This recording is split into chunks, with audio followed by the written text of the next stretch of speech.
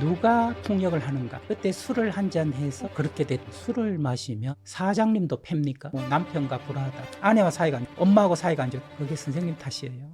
최선을 다해서 살았는데 한다고 하는데 왜 잘 안 될까? 이게 내 탓일까? 이런 공허한 감정이 찾아오는 자기 철학이 필요하다.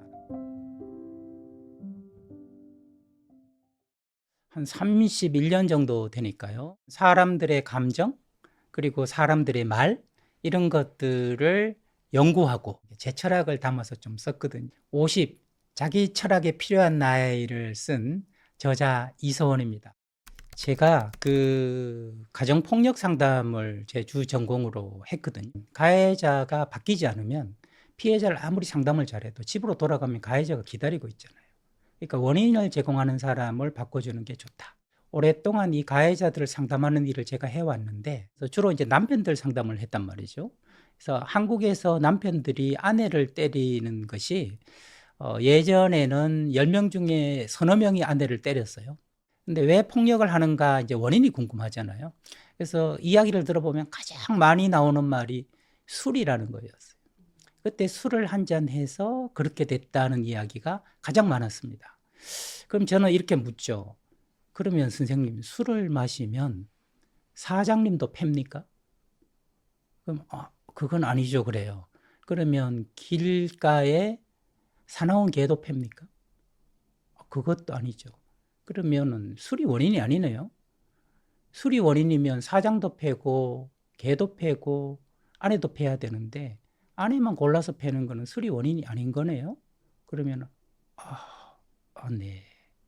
그래요. 그러니까 뭔가 쌓였던 것이 만만한 아내한테 술을 마시고 술김에 손으로 나가고 입으로 나가는 게 폭력이다라는 걸 제가 한 30년 하면서 끊임없이 확인을 했죠.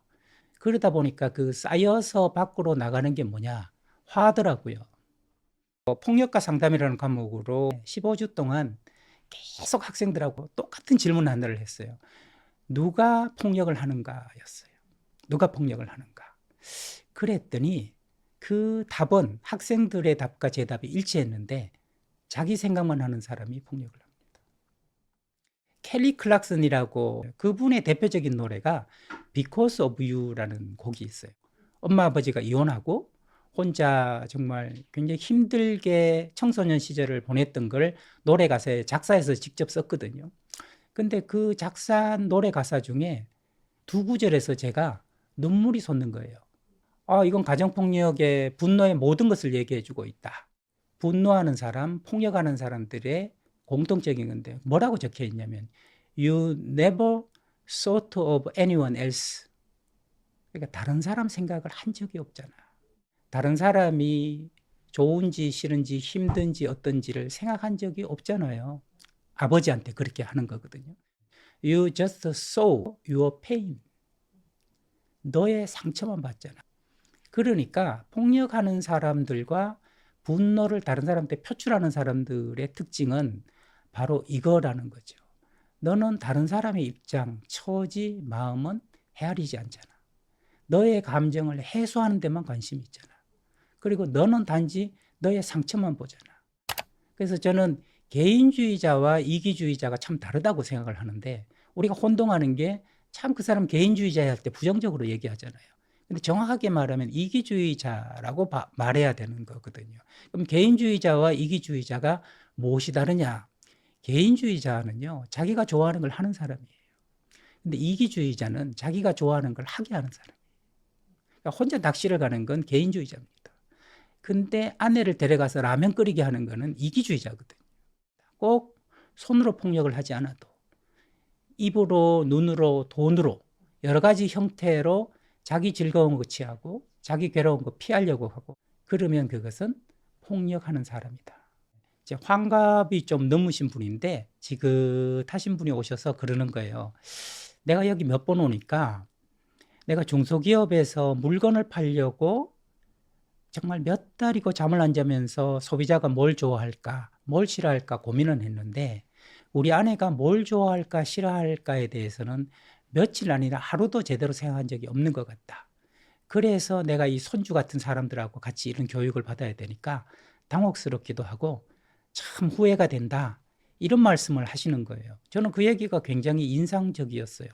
한 번도 아내가 뭘 좋아하는지 싫어하는지를 생각하지 않았다. 단지 내가 회사 일을 하는데 물건을 잘 파는데 이 뭐 돈을 많이 벌면 아내도 좋아할 것이라는 생각만 하고 아내가 날 도와주기만 바랬지 정작 그 아내에 대해서는 별로 생각을 하지 않았다 하는 고백이잖아요. 그래서 이 집은 이제 살았다라고 생각을 했죠. 그리고 상담을 다 마치고 1년 뒤쯤에 안부 전화를 드렸어요.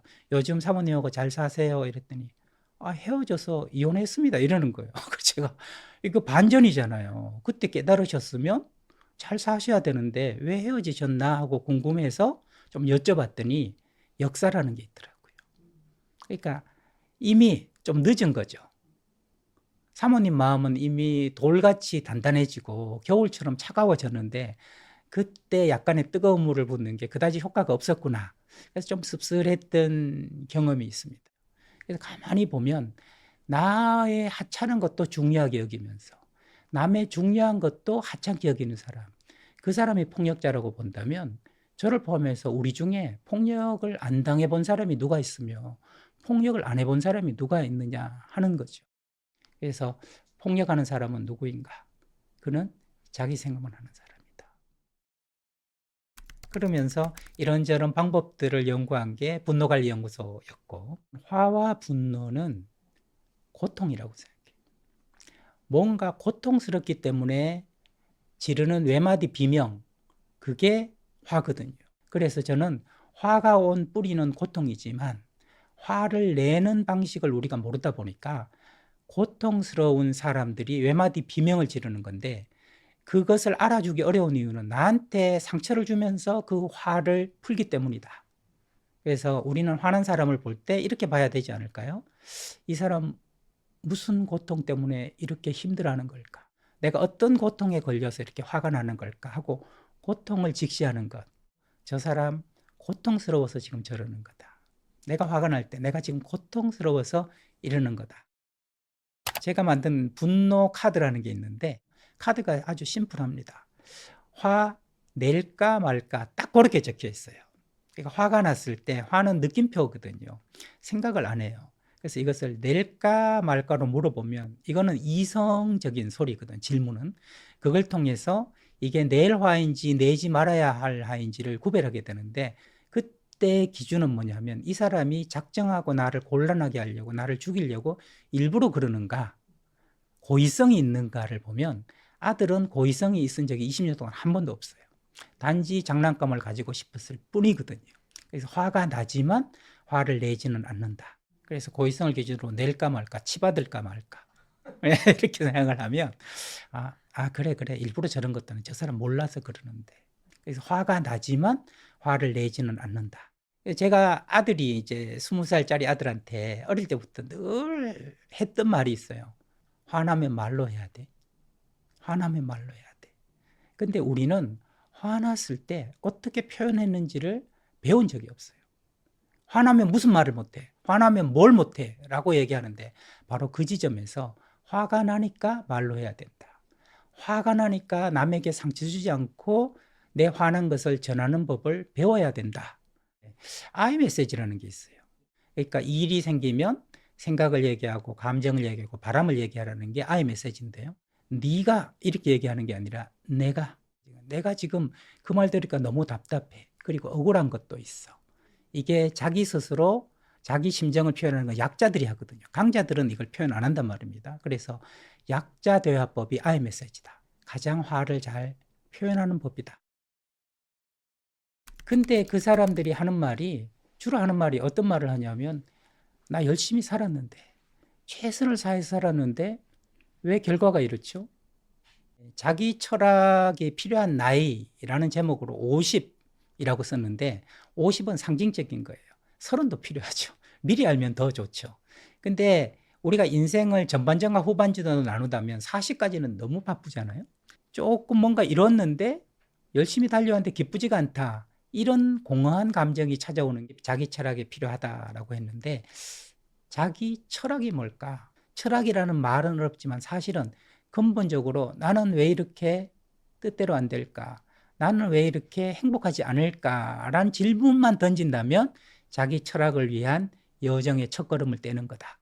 사람들은 다 힘들게 사는 거다. 나 또한 힘들다. 이렇게 바라보는 것도 인생 공식이 될 수 있고요. 또 하나는 사람들은 다 이기적이다. 나도 이기적이다. 이것도 인생 공식이 될 수 있는 거 아니겠습니까? 근데 그 중에서 나한테 제일 이득이 되고 내 마음을 편안하게 해주는 게 뭘까? 그것을 계속 찾는 과정이 자기 철학을 찾아가는 과정이다. 대부분이 그런 분들입니다. 한다고 하는데 왜 잘 안 될까요? 그래서 제가 이렇게 얘기하죠. 이게 내 탓일까?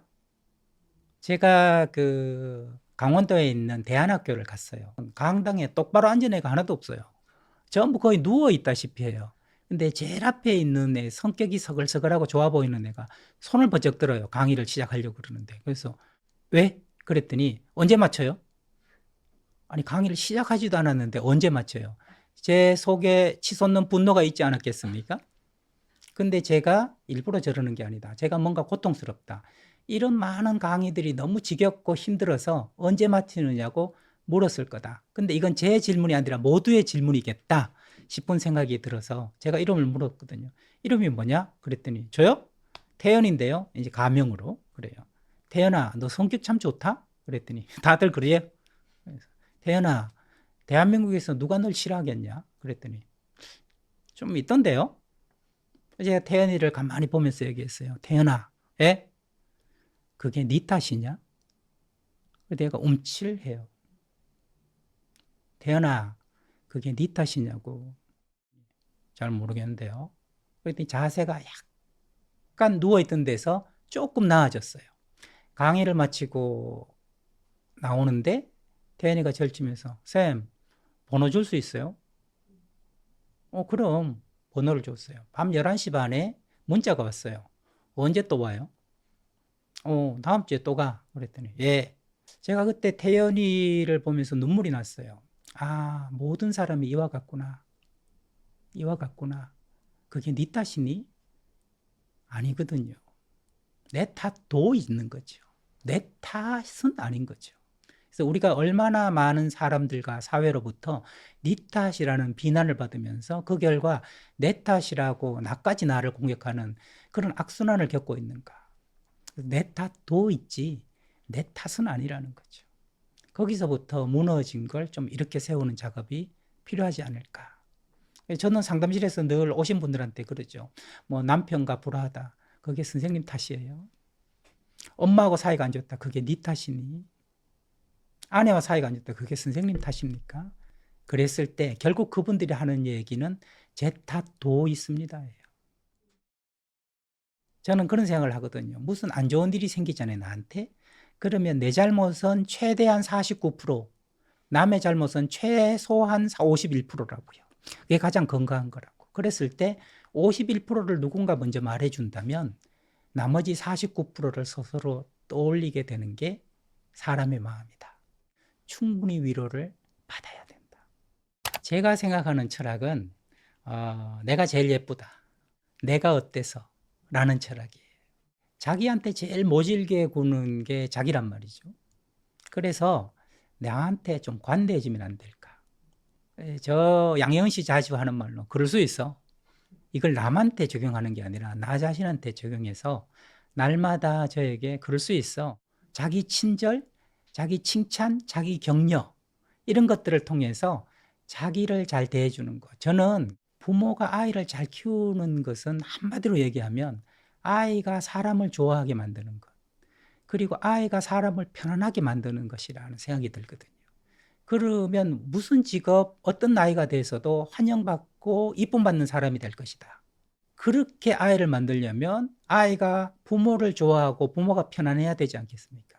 그럼 부모로 돌아간다면 부모 자신이 자기를 좋아하고 자기한테 편안해야 되지 않겠습니까? 제가 살다 보니까 사는 게 신나지 않는 거예요. 뭔가 좀 시시해요. 어느 날 생각을 했죠. 왜 이렇게 사는 게 시시하지? 한 해에 기념할 만한 일이 며칠이나 될까 생각을 했어요. 그랬더니 한 사흘밖에 안 돼요. 그러면 365일 중에 362일은 시시하게 사는 거잖아요.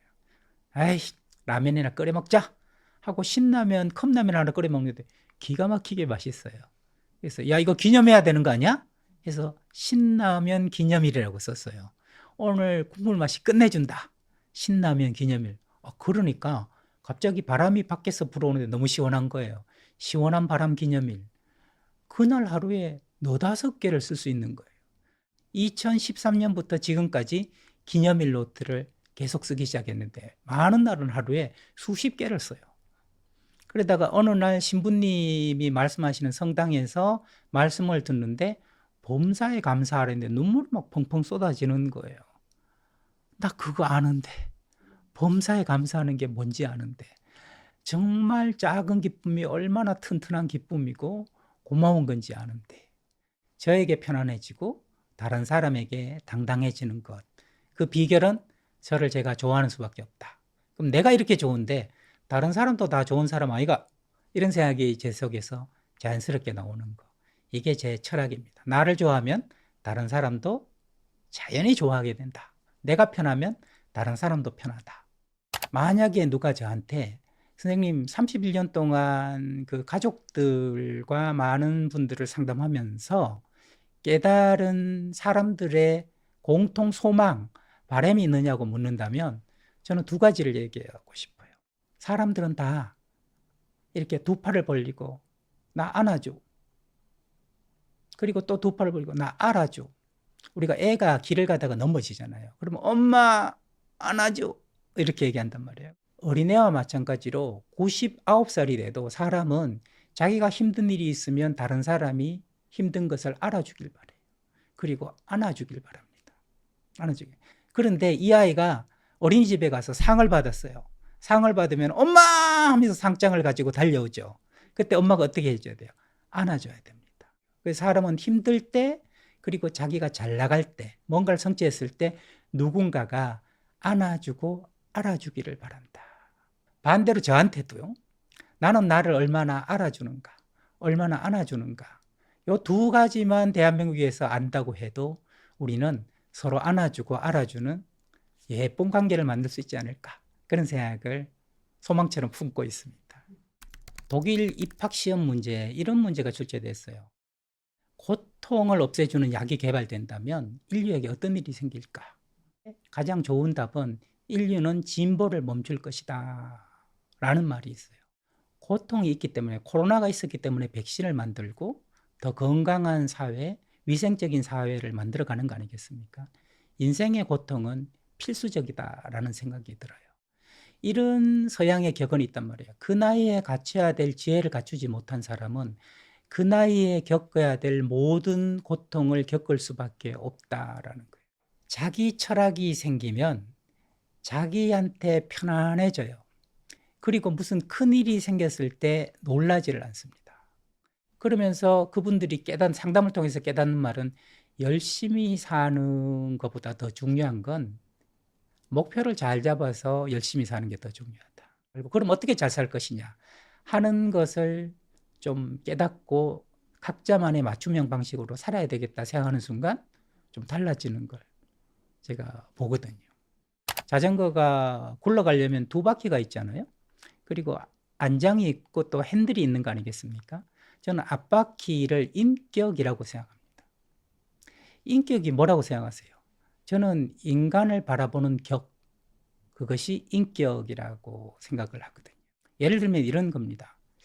인간은 나밖에 없어. 이게 폭력하는 사람이고 화내는 사람이잖아요. 근데 인간은 나도 있지만 우리 아내도 나하고 똑같은 인간이야. 우리 아들도 나하고 똑같은 인간이야 라고 생각한다면 인간을 바라보는 격이 더 높은 거 아니겠습니까? 그래서 그 인격의 높이만큼 우리가 다른 사람들하고 잘 지낼 수 있는 겁니다. 그래서 인간을 바라보는 격이 어떠한가? 이게 앞바퀴를 이루고요. 뒷바퀴를 이루는 것은 지혜라는 건데 어려움을 바라보는 눈, 이것이 지혜라고 생각하거든요. 뭐 어려움이 생겼을 때 가장 적절한 현실적인 방법은 무엇인가 하는 것을 해결법을 아는 게 지혜다. 그럼 핸들은 뭐냐? 그건 자유다. 내 마음대로 운전을 하는데 그 바퀴가 인간을 바라보는 눈이 높아야 되고 지혜가 깊어야 되고 자유는 마음껏 갈 수 있는 게 넓어야 된다. 사람들은 다 고통스러워서 화를 내는 거다. 이걸 자기 철학으로 가졌다고 생각해 봐요. 그럼 막 화를 낼 때, 모두 놀랄 때 궁금해하는 거죠. 저 사람 어디가 힘든 걸까? 저 사람 어디가 아픈 걸까? 그렇게 호기심을 가질 수 있다는 거예요.